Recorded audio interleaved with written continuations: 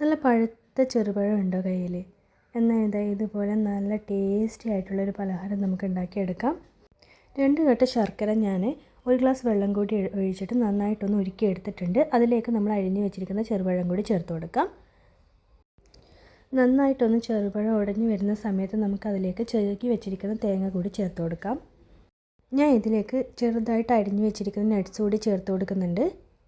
നിങ്ങളുടെ കയ്യിൽ ഏത് നട്ട്സാണോ ഉള്ളത് അത് ചേർത്ത് കൊടുത്താൽ മതി കേട്ടോ.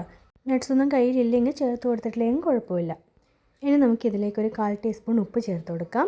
അതിൻ്റെ കൂടെ തന്നെ ഏലക്കായ് പൊടിച്ചതും കൂടി ചേർത്ത് കൊടുക്കുന്നുണ്ട്.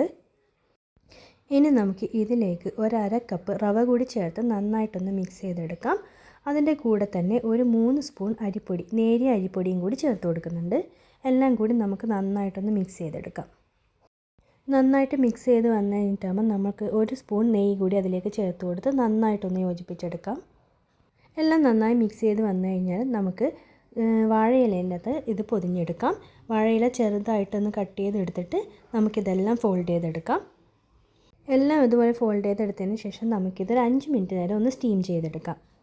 ഞാനിപ്പോൾ ഇഡ്ഡലി തട്ടിലാണ് ഇത് സ്റ്റീം ചെയ്തെടുക്കുന്നത്. എല്ലാം ഞാൻ ഓരോന്നായിട്ട് അടുക്കി വെച്ച് കൊടുത്തിട്ടുണ്ട്. 5 മിനിറ്റ് നേരം ആകുമ്പോഴത്തേക്ക് തന്നെ നമുക്കിതൊക്കെ നന്നായി വെന്ത് കിട്ടും. നല്ല ടേസ്റ്റി ആയിട്ടുള്ള പഴം കൊണ്ടുള്ള ഇലയട റെഡിയായി കഴിഞ്ഞു. വായിലിട്ടാൽ തന്നെ അലിഞ്ഞു പോകുന്ന നല്ല രുചിയാണ് കേട്ടോ ഇതിന്.